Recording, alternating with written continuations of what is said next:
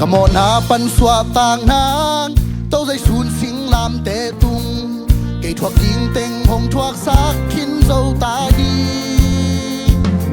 kanan na pan kadam nang tâu dây sun sinh làm tê tung liềm na vai na hồng thuốc sắc khiến dâu ta đi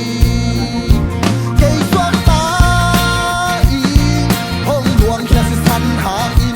cây thuốc ta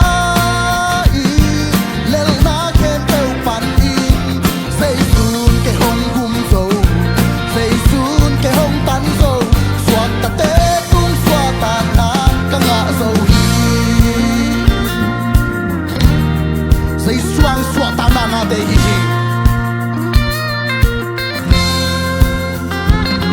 cả dùng na pan xóa tàng nang tâu dây xuân xin làm tê tung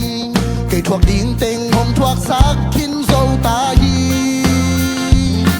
cả gió na pan cả hào nang tâu dây xuân xin làm tê tung gió nắng ngao na hồng thuốc sắc khiến dâu ta hi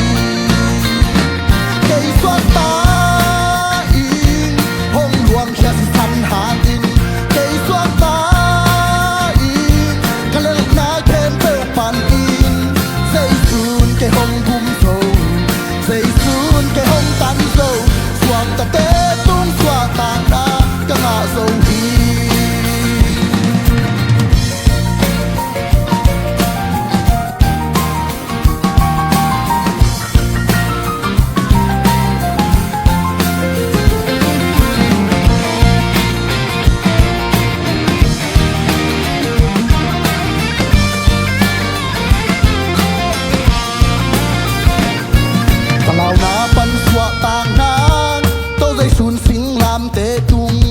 cây thuốc đinh tên hồng thuốc sắc khiến dâu ta hi